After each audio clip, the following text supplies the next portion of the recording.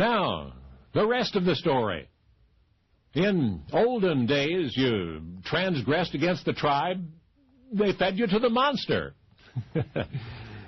Just marched you into the woods and up to those awesome jaws, tossed you inside, and, well, that was the last anyone heard from you. Monsters. There was Cerberus, the three-headed, dragon-tailed dog the Greeks said guarded the gates of hell. There was Hydra, the nine-headed creature with poison in its veins. There was the Minotaur, the virgin-devouring beast with the body of a man and the head of a bull. And, of course, there was Medusa, the winged woman with snakes for hair, at whose glance people turned to stone. But there was another monster, one that survived, they say, all the way to modern day. And to support that assertion is the testimony, and no, I'm not kidding, the testimony of survivors. If the stories are true, and thus far I've no reason to believe they are not, then untold numbers were fed to that monster through the generations. A multitude of victims who were never heard from again. But the few who were, well, believe it or not, you're going to hear from them right now.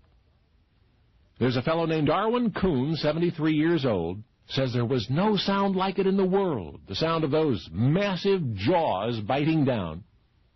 Okay, so try to describe it, I ask him, and he says it sounded like a car wreck, like the twisting, screeching, torturing of steel.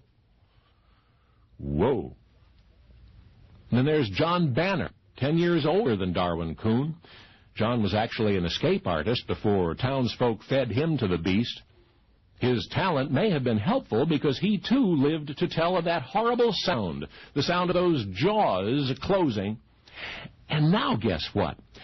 Even though the monster died decades ago, they say, there are some, oh, I just can't believe this, there are some who are trying to bring it back to life, trying to revive it.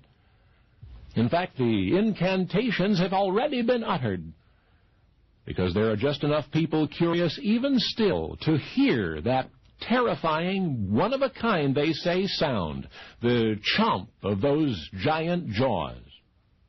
So classical mythology may keep its creepy creatures, its hellhounds and hydras and man-bulls and snake girls, because once upon a time, in the wake of uncountable crime, there was a monstrous fortress wherein the most desperate of criminals were cast.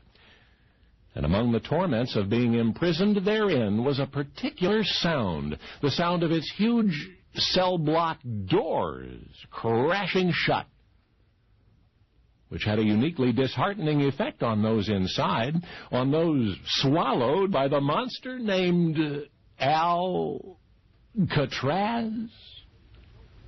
Yes, they've reopened the old prison in San Francisco Bay for tourists who want to know what it was like, who want to hear those newly restored cell-block doors, thus to experience firsthand the origin of the phrase, to find out what was it that put the slam in slammer.